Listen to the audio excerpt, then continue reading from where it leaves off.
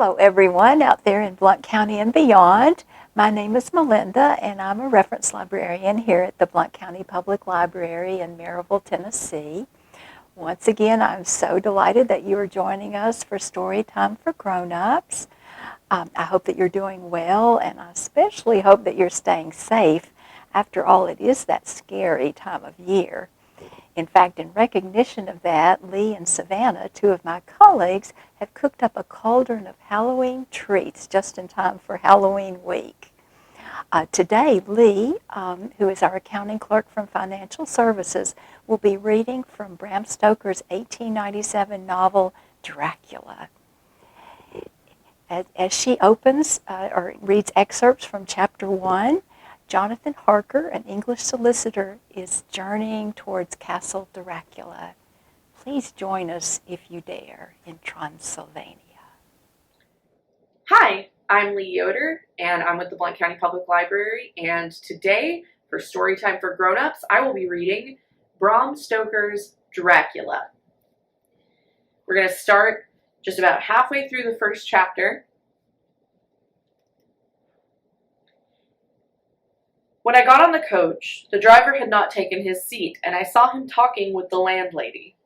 They were evidently talking of me, for every now and then they looked at me, and some of the people who were sitting on the bench outside the door, which they call by a name meaning word bearer, came and listened and then looked at me, most of them pityingly. I could hear a lot of words often repeated, queer words, for there were many nationalities in the crowd, so I quietly got my polyglot dictionary from my bag and looked them up. I must say they were not cheering to me, for amongst them were Ordog, Satan, Pokol, Hell, Stregoika, Witch, Vrolok, and Vulkoslak, both of which mean the same thing, one being Slovak and one Serbian, for something that is either werewolf or vampire. Memo, I must ask the Count about these superstitions. When we started, the crowd round the inn door, which had by this time swelled to a considerable size, all made the sign of the cross and pointed two fingers towards me. With some difficulty, I got a fellow passenger to tell me what they mean. He would not answer at first, but on learning that I was English, he explained that it was a charm or guard against the evil eye. This was not very pleasant for me, just starting for an unknown place to meet an unknown man, but everyone seemed so kind-hearted and so sorrowful and so sympathetic that I could not but be touched.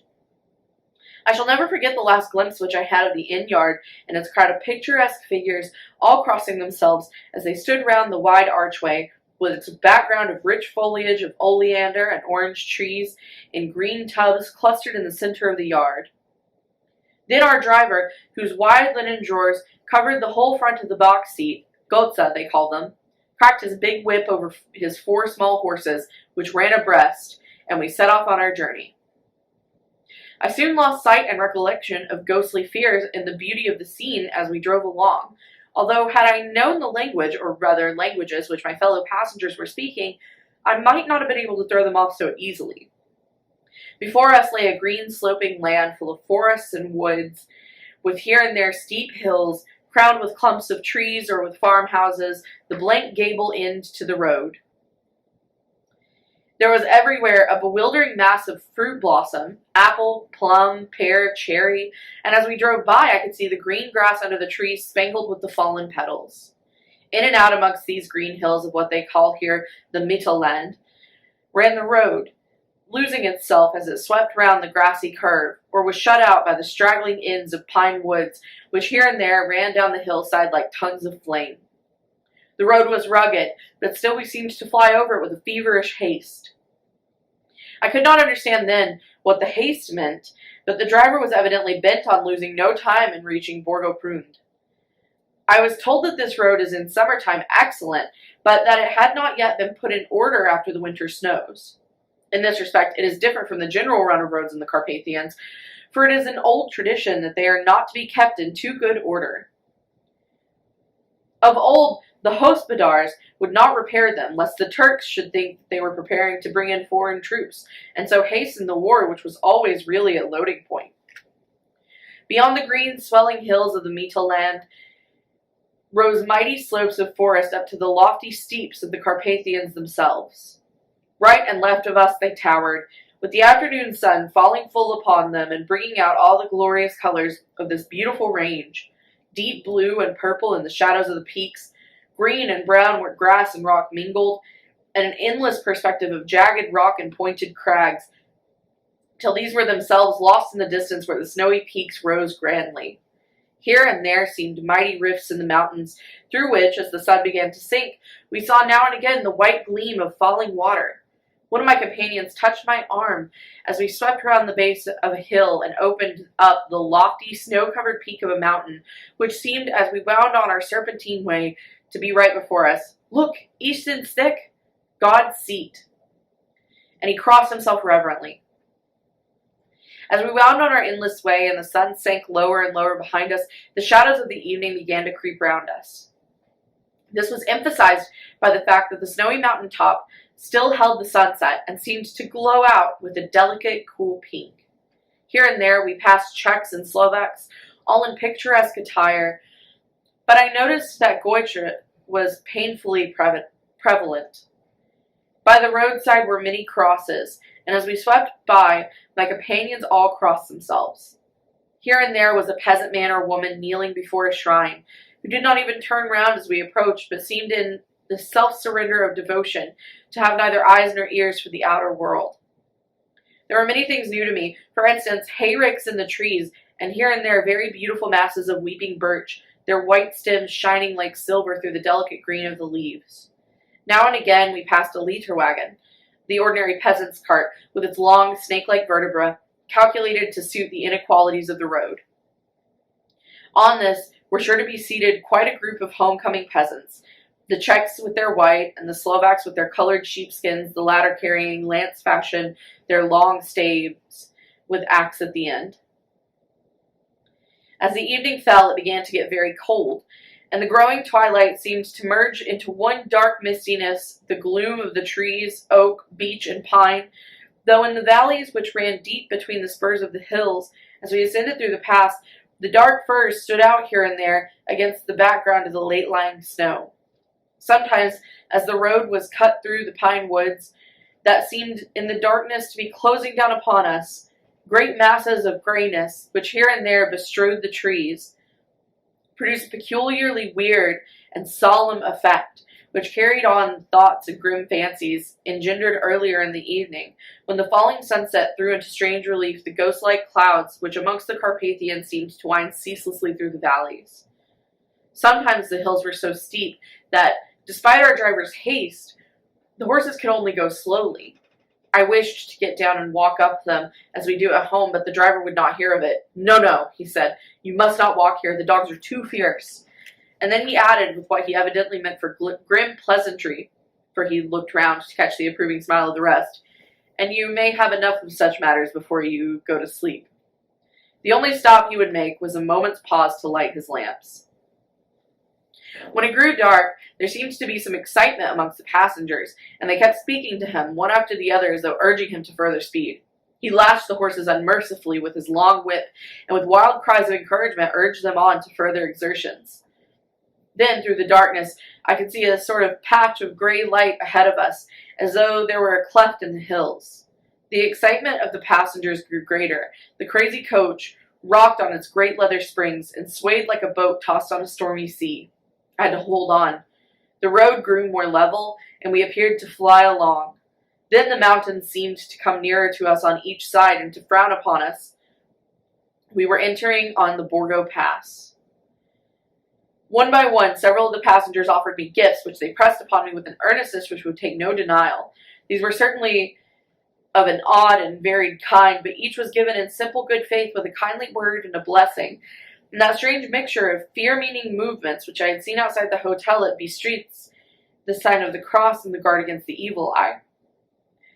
Then, as we flew along, the driver leaned forward, and on each side of the passengers, craning over the edge of the coach, peered eagerly into the darkness. It was evident that something very exciting was either happening or expected. But though I asked each passenger, no one would give me the slightest explanation. This state of excitement kept on for some time, and at last we saw before us the pass opening out on the eastern side. There were dark, rolling clouds overhead, and in the air the heavy, oppressive sense of thunder. It seemed as though the mountain range had separated two atmospheres, and that now we had got into the thunderous one. I was now myself looking out for the conveyance which was to take me to the Count. Each moment I expected to see the glare of lamps through the blackness, but all was dark. The only light was the flickering rays of our own lamps, in which the steam from our hard-driven horses rose in a white cloud. We could now see the sandy road lying white before us, but there was on it no sign of a vehicle. The passengers drew back with a sigh of gladness, which seemed to mock my own disappointment. I was already thinking what I had best do, when the driver, looking at his watch, said to the others something which I could hardly hear, as it was spoken so quietly and in so low a tone. I thought it was an hour less than the time. Then, turning to me, he said in German worse than my own, "There is no carriage here. The heir is not expected after all. He will now come on to Bukovina, and return tomorrow or the next day, better the next day." Whilst he was speaking, the horses began to neigh and snort and plunge wildly, so that the driver had to hold them up. Then, amongst a chorus of screams from the peasants and a universal crossing of themselves, a caleche with 4 horses drove up behind us, overtook us, and drew up beside the coach. I could see from the flash of our lamps as the rays fell on them that the horses were coal-black and splendid animals. They were driven by a tall man with a long brown beard and a great black hat, which seemed to hide his face from us. I could only see the gleam of a pair of very bright eyes which seemed red in the lamplight as he turned to us. He said to the driver, "You are early tonight, my friend." The man stammered in reply. The English heir was in a hurry, to which the stranger replied, "That is why I suppose you wished him to go on to Bukovina. You cannot deceive me, my friend. I know too much, and my horses are swift." As he spoke, he smiled, and the lamplight fell on a hard-looking mouth, with very red lips and sharp-looking teeth as wide as ivory. One of my companions whispered to another the line from Burger's Lenore, "Den die Toten reiten schnell," for the dead travel fast. The strange driver evidently heard the words, for he looked up with a gleaming smile. The passenger turned his face away, at the same time putting out his 2 fingers and crossing himself. "Give me the heir's luggage," said the driver, and with exceeding alacrity my bags were handed out and put in the caleche. Then I descended from the side of the coach, as the caleche was close alongside, the driver helping me with a hand which caught my arm in a grip of steel. His strength must have been prodigious. Without a word, he shook his reins, the horses turned, and we swept into the darkness of the pass. As I looked back, I saw the steam from the horses of the coach by the light of the lamps, and projected against it the figures of my late companions crossing themselves. Then the driver cracked his whip and called to his horses, and off they swept on their way to Bukovina. As they sank into the darkness, I felt a strange chill, and a lonely feeling came over me. But a cloak was thrown over my shoulders and a rug across my knees, and the driver said in excellent German, "The night is chill, mein Herr, and my master, the Count, bade me take all care of you. There is a flask of Slivovitz, the plum brandy of the country, underneath the seat, if you should require it." I did not take any, but it was a comfort to know that it was there all the same. I felt a little strangely, and not a little frightened. I think, had there been any alternative, I should have taken it, instead of prosecuting that unknown night journey. The carriage went at a hard pace straight along. Then we made a complete turn and went along another straight road. It seemed to me that we were simply going over and over the same ground again, and so I took note of some salient point, and found that this was so.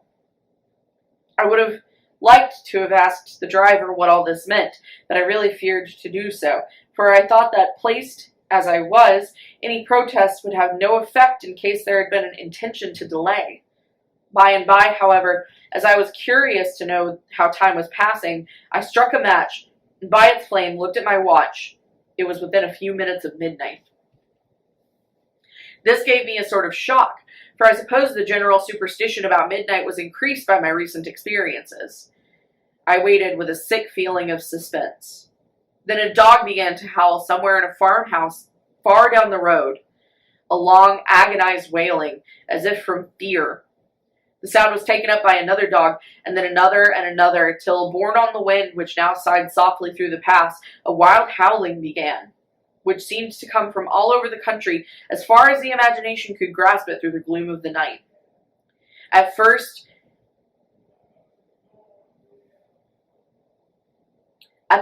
howl, the horses began to strain and rear, but the driver spoke to them soothingly, and they quieted down, but shivered and sweated as though after a runaway from sudden fright.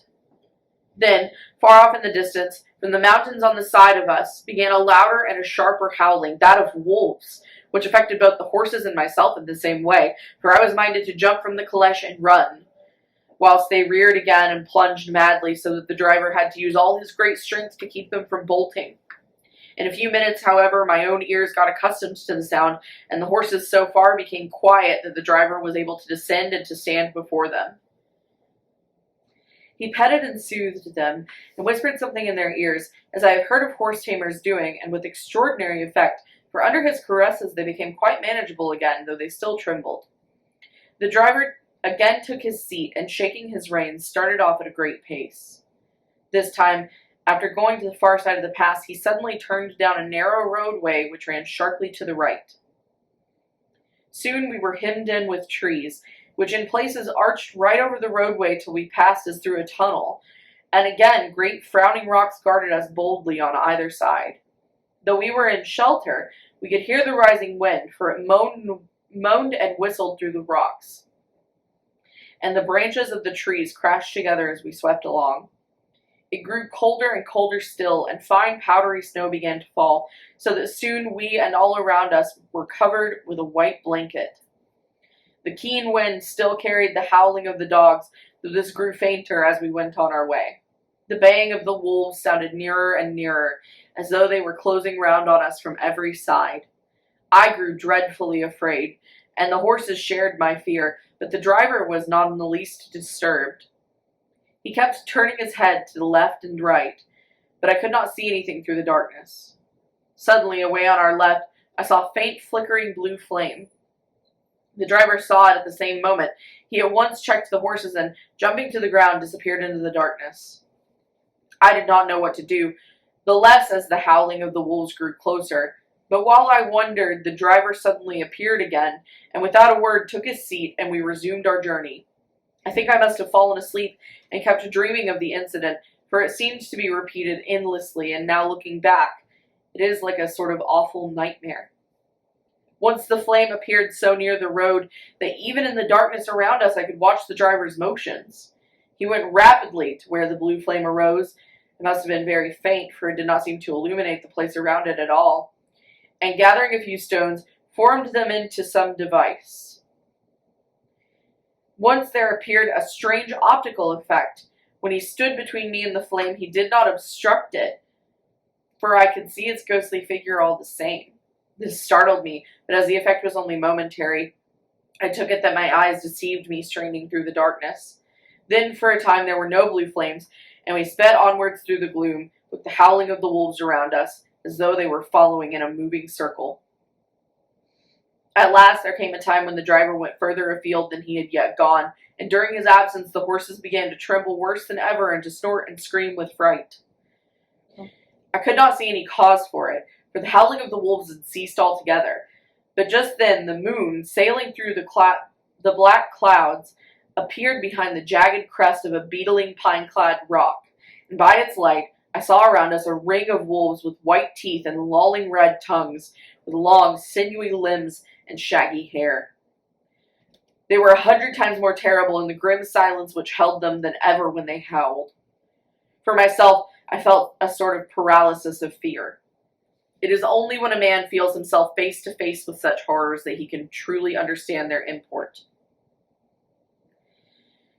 All at once the wolves began to howl as though the moonlight had had some peculiar effect on them. The horses jumped about and reared, and looked helplessly round with eyes that rolled in a way painful to see, but the living ring of terror encompassed them on every side, and they had perforce to remain within it. I called the coachman to come, for it seemed to me that our only chance was to try to break out through the ring and to aid his approach.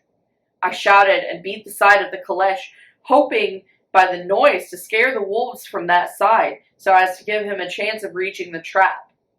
How he came there I know not, but I heard his voice raised in a tone of imperious command, and looking towards the sound, saw him stand in the roadway. As he swept his long arms, as though brushing aside some impalpable obstacle, the wolves fell back and back, further still. Just then a heavy cloud passed across the face of the moon, so that we were again in darkness. When I could see again, the driver was climbing into the caleche and the wolves had disappeared. This was all so strange and uncanny that a dreadful fear came upon me, and I was afraid to speak or move. The time seemed interminable as we swept on our way, now in almost complete darkness, for the rolling clouds obscured the moon. We kept on ascending, with occasional periods of quick descent, but in the main, always ascending. Suddenly, I became conscious of the fact that the driver was in the act of pulling up the horses in the courtyard of a vast ruined castle, from whose tall black windows came no ray of light, and whose broken battlements showed a jagged line against the moonlit sky. Whew, what a journey. If you are brave enough to continue the adventure with us, we hope you will join us again when Lea reads from Chapter 2 of Dracula. And if you are really, really daring and would like to enter Castle Dracula on your own, we'll be happy to find you a copy of the book or help you locate digital copies through our digital services such as Reads or Hoopla. And of course, please feel free to call us anytime for help at 865-982-0981 or visit our website at www.blountlibrary.org. Thank you again so much for joining us for Storytime, and I would like to send special thanks to Lea for doing our reading today. We will look forward to seeing you again and hope you will join us for more spooky Halloween treats, if you dare.